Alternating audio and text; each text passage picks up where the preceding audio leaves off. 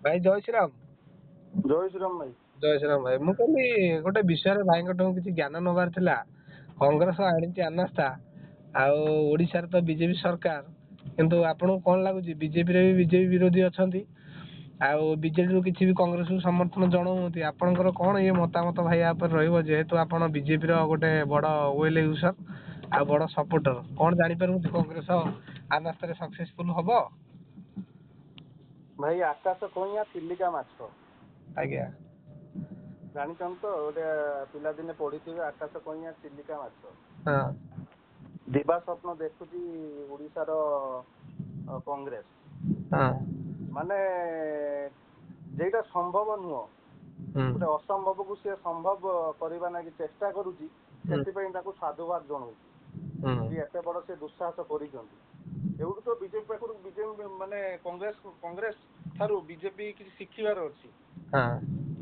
କି ତାଙ୍କର କର୍ମୀ ମାନଙ୍କୁ ଉତ୍ସାହିତ କରିବା ପାଇଁ ହଉ କିମ୍ବା ସଂଗଠନକୁ ମଜବୁତ କରିବା ପାଇଁ ହଉ, କେଉଁଭଳି ନିଷ୍ପତ୍ତି ନିଆଯାଏ, ଯେଇଟା କି ବିଜେପି ପାଖରେ ଶୂନ୍ୟ।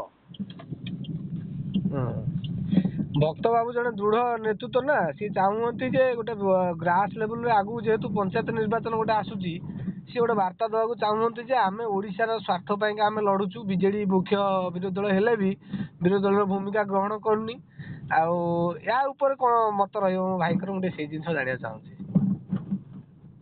ବିଜେଡି ପାଇଁ ହଁ, ବିଜେଡିର କଣ ଆଗକୁ ଭବିଷ୍ୟତ କଣ ଜାଣିପାରନ୍ତି, କାହିଁକିନା ଆନାସ୍ଥା ବି ବିଜେଡି ଜାଣିପାରିଥାନ୍ତା। ବିଜେଡି ସବୁବେଳେ ଦେଖ କୁହେ ଭାଇ, ନା, ବିଜେପି ବିଧାୟକ ମୋ ପାଖରେ ବିଜେପି ଅଛନ୍ତି। ବିଜେଡି ବିଜେପି ବିଜେଡି କୋଳା କୋଳି। ହଁ। କିନ୍ତୁ ଯେହେତୁ ସିଏ ଦୀର୍ଘ 24 ବର୍ଷ ହେଲା ଶାସନ କରି ଆସିଛି, ହଁ। ଛୋଟ ମୋଟ ମୁଦ୍ଦାକୁ ନେଇକି ତ ସେମାନେ ଆସିବେ। ହଁ। କିନ୍ତୁ ପ୍ରକୃତରେ ଦେଖିବାକୁ ଗଲେ ବିଜେପି ବିଜେଡି କୁଳାକୁଳି, ହଁ। ଖାଲି ସୋସିଆଲ ମିଡିଆରେ ଗାଳି ମାନେ ଗୋଳାଗୁଳି, ନହେଲେ ତାଙ୍କର ବହୁତ ବିଜେପିଙ୍କ ସହିତ ବହୁତ ଭିତ୍ତିରି ସମ୍ପର୍କ। ଭିତରି ସମ୍ପର୍କ ସହିତ ଇଡି ସିବିଆଇ ଡରଟା ଅଛି କେଉଠି ନା କେଉଠି। ଆଜିର ଲାଟେଷ୍ଟ ଖବର ହେଲା ଯେ ନିମାପଡାରେ ଯିଏ ପ୍ରଭାତୀ ବାବୁଙ୍କ ସାଥିରେ ଲଢୁଥିଲେ ଦିଲ୍ଲୀପ ନାୟକ, ସିଏ ଆଜି ଇଡବ୍ଲ୍ୟୁ ଦ୍ୱାରା ଆରେଷ୍ଟ ହେଇଛନ୍ତି। 8 କୋଟି ଟଙ୍କାର ଠକେଇ ମାମଲାରେ ଆରେଷ୍ଟ ହେଇଛନ୍ତି।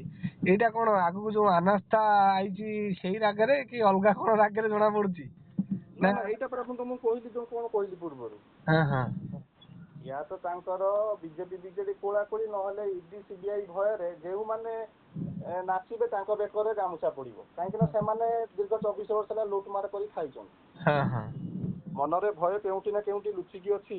ହଁ। ଯଦି ଆମେ କିଛି ବିରୋଧ କରିବା, ତାହେଲେ ଆମ ବେକରେ ଇଡି ସିବିଆଇ ପଡିଯିବନି ତ। ତାର ସବୁଠାରୁ ବଡ ପ୍ରସଙ୍ଗ ହେଲା ସେଇଟା। ଆଜ୍ଞା, ଜ୍ୱଳନ୍ତ ଉଦାହରଣ ଦିଲ୍ଲୀପ ବାବୁ ଆଜି ତାର ଭେଟଘାଟ ଆଜି ହେଇଗଲେ, ଆଉ କଣ। ହଁ। ହଁ। ତ ଏଟା ଓଡିଶାବାସୀ ଜାଣିଛନ୍ତି, କିନ୍ତୁ ମୁଖ୍ୟ ବିରୋଧୀ ଦଳ ଭିତରେ ମାନେ ଭାବରେ ଓଡିଶାରେ ଯଦି କେହି ଟକ୍କର ଦବ, ସିଏ ହେଲେ କଂଗ୍ରେସ।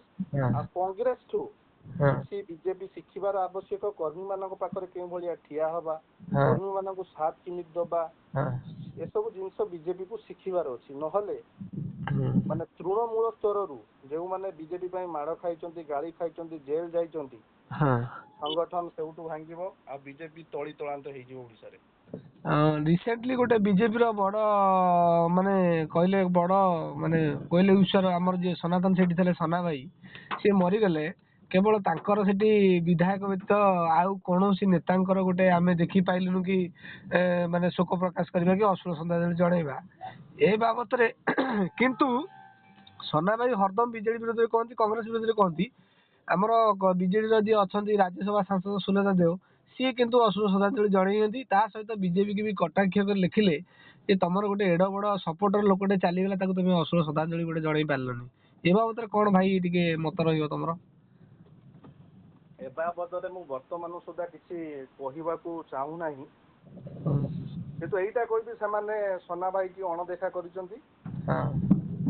କମ ସେ କମ ଆସି ନ ପାରିବେ, କମ ସେ କମ ଗୋଟେ ପୋଷ୍ଟ କରିକି ନିଜର ଦୁଃଖ ତ ପ୍ରକାଶ କରିପାରିବେ ଗୋଟେ କର୍ମୀ ପାଇଁ।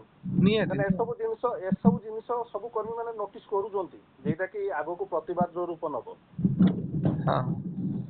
ସେଇଟାକୁ ବିଜେପି ସରକାର ସନା ଭାଇଙ୍କର 10ରେ କଣ କରୁଛନ୍ତି, 10, 11 ଏସବୁ କଣ କରୁଛନ୍ତି, ଆସୁଛନ୍ତି କି ନାହିଁ, ପହଞ୍ଚୁଛନ୍ତି କି ନାହିଁ, ତାଙ୍କର ଦୁଃଖ ପ୍ରକାଶ କରୁଛନ୍ତି କି ନାହିଁ ସେଇଟାକୁ ଅପେକ୍ଷା ରହିଲେ। ତାପରେ ଆମର ଯେଟା ଆମ ମନର ଯେଟା ଭାବନା ଅଛି ସେଇଟାକୁ ଆମେ ନିଶ୍ଚିତ ସୋସିଆଲ ମିଡିଆରେ ପ୍ରକାଶ କରିବୁ।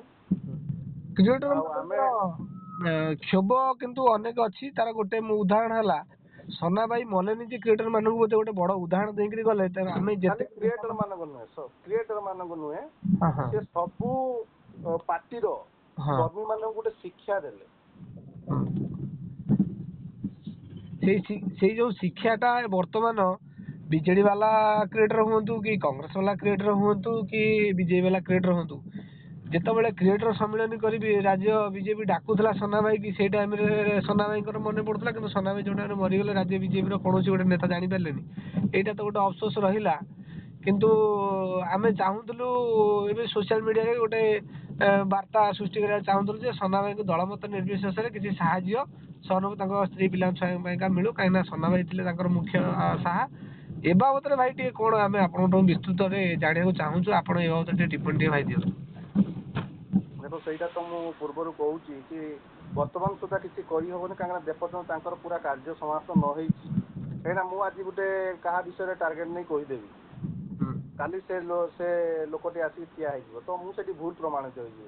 ତ ସେଥିପାଇଁ ମୁଁ ଅପେକ୍ଷା କରି ରହିଛି। ତାଙ୍କର କ୍ରିୟାକ୍ରମ ସରିଲା ପରେ କିଏ କିଏ ଆସୁଛନ୍ତି, କିଏ ସମ୍ବର୍ଦ୍ଧନା ଜଣାଉଛନ୍ତି, କାହାର କେଉଁ ନେତାର ବିଜେପିର ନେତାମାନଙ୍କର କର୍ମୀମାନଙ୍କ ପ୍ରତି ଭଲ ପାଇବା ଅଛି ସେଇଟା ଜଣା ପଡ଼ିଯିବ। ତାପରେ ଆମେ ଆମ ହିସାବରେ ଚଳିବା। ଆମେ କଣ ପାଇଁ ଆମେ ଦୁଶ୍ମନୀ ନେବା ସମସ୍ତଙ୍କ ସହିତ, କି ଅନ୍ୟ ଦଳୀୟ ଲୋକମାନଙ୍କୁ କଟାକ୍ଷ କରି କହି ଆମେ କଣ ପାଇଁ ଦୁଶ୍ମନୀ ନେବା? କାହିଁକିନା ଏଟା ଗୋଟେ ସନା ଭାଇ ସହିତ ହେଲା, କାଲି ମୋ ସହିତ ବି ହେଇପାରେ, କାଲି ତମ ସହିତ ବି ହେଇପାରେ। ତ ସେତେବେଳେ ଯଦି ଆମ ପରିବାରକୁ ଯଦି ସାହାରା ଗୋଟେ ନ ମିଳିବ, ଆମେ ଏତେ ସବୁ କରିକି ଲାଭ କଣ? ଆମେ ତ କୌଣସି ଫଣ୍ଡିଙ୍ଗରେ ଭିଡିଓ ବନଉନେ କି ଫଣ୍ଡିଙ୍ଗ ଆସୁଛି ଆମେ ଭିଡିଓ କରୁଛେ, ଆମେ ଚୁପ୍ ରହିଯିବା କି ନୀରବ ରହିଯିବା, କି ଆସିଲେ ଖୁସି ନ ଆସିଲେ ଖୁସି। ଆମେ ଯେହେତୁ ଗୋଟେ ଦଳକୁ ଭଲ ପାଉଛେ, ସେଇ ଦଳର ନେତାମାନେ ଯଦି ଆମକୁ ଆମ ଅସୁବିଧା ଟାଇମରେ ଠିଆ ନ ହେବେ ତ ଆମର ସାହାରା ହବ କିଏ? ସେଇ କଥା। କିନ୍ତୁ ଏଠି ଗୋଟେ ଜିନିଷ ଓଡିଶାବାସୀଙ୍କୁ ଆପଣ ଗୋଟେ ବାର୍ତ୍ତା ଦିଅନ୍ତୁ ଯେ ଯେତେକ ବି କ୍ରିଏଟର ରହିଲେ ନେତାମାନଙ୍କଠୁ ଆମର କିଛି ଶିଖିବାର ଅଛି। ଏବେ ଆଜି ବିଧାନସଭାରେ ମୁଖ୍ୟମନ୍ତ୍ରୀ ଗୋଟେ ଶୋକ ପ୍ରକାଶ କରିଥିଲେ, ଜଣେ କିଏ ମରିଥିଲେ ପୂର୍ବତନ। ଯେତେବେଳେ ନେତାଟେ ମରୁଛି ସବୁ ନେତା ଯାଇକିରି ତାଙ୍କ ପାଖରେ ଛିଡା ଗୋଟେ ଶୋକ ପ୍ରକାଶ କରିପାରନ୍ତି, ଯେତେବେଳେ ଗୋଟେ କ୍ରିଏଟରଟେ ମରିଯାଉଛି, ସନାତନ ଭାଇ ମରିଗଲେ, କିନ୍ତୁ ସନାତନ ଭାଇ କ୍ରିଏଟର କଥା ନୁହଁ। ସନାତନ ଭାଇ ଗୋଟେ ଆଗ ଧାଡିର ବିଜେପିର କର୍ମୀ ଥିଲେ, ଗୋ ସେବକ ବି ଥିଲେ ଗୋଟେ ଜଣେ, କିନ୍ତୁ ଗୋଟେ ମାନେ ସଚ୍ଚା ହିନ୍ଦୁତ୍ୱବାଦୀ ବିଚାରଧାରାରେ ଥିଲେ। ତାଙ୍କର ଚିନ୍ତାଧାରା ଯୋଉ ଗୋଟେ ମାନେ ହିନ୍ଦୁତ୍ୱବାଦୀ ଚିନ୍ତାଧାରା, ଆଉ ସେ ହିନ୍ଦୁ ସଂଗଠନ ମଜବୁତ କରିବା ପାଇଁ ସେ ତାଙ୍କର ଲଢେଇ ଜାରି ରହିଥିଲା, ଆଉ ଗୁ ସୁରକ୍ଷା ପାଇଁ ବି ଲଢେଇ ଜାରି ରହିଥିଲା। ଏସବୁ ଦେଖିବା ସତ୍ତ୍ୱେ ବି ସେ ଗୋଟେ ବିଜେପିର ଗୋଟେ ଆଗ ଧାଡିର କର୍ମୀ ଥିଲା, ଯେମିତିକି ତାଙ୍କର ପଞ୍ଚାୟତରେ ତାଙ୍କର ନାଁ ଡାକ ଥିଲା ଗୋଟେ ବିଜେପିର କର୍ମୀ ବୋଲିକି, ଲଢୁଆ କର୍ମୀ, ଆଗ ଧାଡିର କର୍ମୀ। କିନ୍ତୁ ଯାହା ବି ହଉ ନେତା ମାନଙ୍କର, କର୍ମୀ ମାନଙ୍କର, ଏଇଠୁ ଆମେ ବୁଝିଲେ ଯେ କୌଣସି ନେତା କର୍ମୀ ମାନଙ୍କର ନୁହଁ। ତ ଆମେ ନିଜେ କର୍ମୀ ଭିତରେ ବାଡିଆ ପିଟା ହେଇ ନିଜ ପରିବାରକୁ ମାନେ ଦୁଃଖଦ ମୁହଁରେ ଠେଲି ଦେଇ ଯୋଉ ଲଢେଇଟି କରୁଛେ, ସେ ଲଢେଇ କରିବାଟା ହଉଛି ଆମ ପାଇଁ ମୂର୍ଖାମି। ଆ ଛଡା ଆଉ କିଛି ନୁହଁ। ସେଥିପାଇଁ ମୁଁ ତ ନିଜକୁ ଚିନ୍ତା କରିଛି, ମୁଁ ନିଜକୁ ବଦଳିବା ପାଇଁ ଚେଷ୍ଟା କରୁଛି। ଆଉ ଏସବୁ ବିଷୟରେ ନ ପଡି କେମିତି ଲୋକଙ୍କର ସ୍ୱର ହେବି, ଲୋକଙ୍କ ପାଇଁ କାମ କରିବି। କାରଣ ଲୋକମାନେ ହିଁ ପ୍ରକୃତରେ ଠିଆ ହଉଛନ୍ତି, କୌଣସି ନେତା ମନ୍ତ୍ରୀ ଠିଆ ହଉଛନ୍ତି? ନାଇଁ, ଲୋକମାନେ ତ ସାହାଯ୍ୟ କରନ୍ତି, କିନ୍ତୁ ଏବେ ଓଡିଶାବାସୀ ସମ୍ପୂର୍ଣ୍ଣ ଜାଣିବାକୁ ଚାହୁଁନ୍ତି ଯେ ବିଗତ ଦିନ ମାନଙ୍କରେ ପରଶୁରାମ ଭାଇଙ୍କର ଗୋଟେ ବିଗତ ଶାଳୀନତା ସ୍ୱର ଥିଲା। ବିରୋଧୀ ମାନେ ତାଙ୍କ ସ୍ୱର ଶୁଣିଲେ ଡରି ଯାଆନ୍ତି। ପ୍ରକୃତ ପରଶୁରାମ ଭାଇଙ୍କ ସ୍ୱରରେ କିଛି ଦମ ଥାଏ, କିନ୍ତୁ ଆଗକୁ ଆଉ ସରକାରଙ୍କ ସପକ୍ଷରେ ଶୁଣିବାକୁ ମିଳିବ ନା ସପକ୍ଷରେ ବିରୋଧରେ ଶୁଣିବାକୁ ମିଳିବ? ଏଇଟା ଆମେ ଟିକେ ଯେଉଁଟା ସରକାର ଯୋଉଟା ଭଲ କରିବ ସେଇଟା ସପକ୍ଷରେ ନିହାତି ଭାବରେ ସ୍ୱର ଯିବ, ଆଉ ଯୋଉଟା ଭୁଲ କରିବ ସେଟା ବିପକ୍ଷରେ ଯିବ। ସେ କୌଣସି ଦଳୀୟ ହଉ କି ନିର୍ଦଳୀୟ ହଉ କି ଯିଏ ବି ହଉ। ଆଉ ମୋର ତ ଏଇଟା ମୋ ଚିନ୍ତାଧାରା, ମୁଁ ଚିନ୍ତା କରିକି ରଖିଛି। ମୋର ଆବାସଟା ଲୋକମାନଙ୍କ ପାଇଁ ହଉ, କୌଣସି ନେତା ମନ୍ତ୍ରୀଙ୍କ ପାଇଁ ନ ହଉ, ନିଜକୁ ନିଜ ପରିବର୍ତ୍ତନ କରିବା ପାଇଁ ଚେଷ୍ଟା କରିବି। କାହିଁକି ନା ସନା ଭାଇ କେସ୍ ଦେଖିଲି, ଲୋକମାନେ ହିଁ ଆସୁଛନ୍ତି, ଲୋକମାନେ ହିଁ ଠିଆ ହଉଛନ୍ତି। ତ ଲୋକମାନଙ୍କର ସାହାରା ଥିଲେ ମୋ ସନା ଭାଇ ପାଖରେ ଆଜି ହଜାର ଲୋକ ଠିଆ ହେଲେ। କାଲି ଯଦି ମୋର କିଛି ଅସୁବିଧା ହବ, ମୁଁ ଯଦି ଲୋକମାନଙ୍କ ପାଇଁ କାମ କରିଥିବି, ତାହେଲେ ମୋ ପାଖରେ ବି ହଜାର ଲୋକ ଠିଆ ହେବେ। ଆଜ୍ଞା ମୋର ଶେଷ ପ୍ରଶ୍ନ ରହିବ ଭାଇ ଆପଣଙ୍କୁ ବିଜେପି ସରକାର ଉପରେ ଆପଣ ସନ୍ତୁଷ୍ଟ ଅଛନ୍ତି କି? ଦେଖ ବିଜେପି ସରକାର ଦୀର୍ଘ 24 ବର୍ଷରେ ଏମିତି କହିବିନି ଯେ ବିଜେପି ସରକାର ତ ଆଜ୍ଞା ବିଜେପି ସରକାର ଉପରେ ସନ୍ତୁଷ୍ଟ କି? ବିଜେପି ସରକାର ଉପରେ ସନ୍ତୁଷ୍ଟ କଥା କହିଲେ ବିଜେପିର ଏମିତି କିଛି କାର୍ଯ୍ୟ ଅଛି ଯୋଉଟା କି ପସନ୍ଦ କରେ ଆଉ ବିଜେପିର ଏମିତି ଅନେକ କାର୍ଯ୍ୟ ଅଛି ଯେଉଁଟା କି ମୁଁ ବିରୋଧ କରେ। ଆଜ୍ଞା ଆଉ ରହିଲା ସନ୍ତୁଷ୍ଟ କଥା କାହିଁକି ନା ଯେପର୍ଯ୍ୟନ୍ତ 5 ବର୍ଷ ସରକାର ଆମେ ନ ଦେଖିଛେ ସେ ଆଜ୍ଞା ପର୍ଯ୍ୟନ୍ତ କିଛି କହିବୁନି କିନ୍ତୁ ବର୍ତ୍ତମାନ ସୁଦ୍ଧା ଆଜ୍ଞା ବିଜେପି କିଛି ଏମିତି କିଛି କାମ କରିନାହିଁ ଯେ ମୁଁ ବିଜେପି କୁ ମୁଣ୍ଡରେ ବସେଇ ବୁଲେଇବି ଆଉ ଆଜ୍ଞା ବିଜେପି କିଛି ଏମିତି କିଛି ଖରାପ କାମ କରିନାହିଁ ଯେ ମୁଁ ତା ନାଁରେ 1.5 ବର୍ଷରେ ଦୁର୍ଗୁଣ ଗାଇବି କି ହଁ ଆଜିକାର ନ୍ୟୁଜ ଯେଟା ଅଛି ସେଇଟା ଭିଡିଓ ମାଧ୍ୟମରେ ଜାଣିପାରିବେ କଣ ହେଇଛି କଣ ନାହିଁ ଆଉ ଏଇଠୁ ଲୋକମାନେ ବୁଝିପାରିବେ କି ମୋ ସ୍ୱରଟା ଲୋକମାନଙ୍କ ସ୍ୱର ହବାକୁ ଯାଉଛି ଆଗକୁ। ଆଜ୍ଞା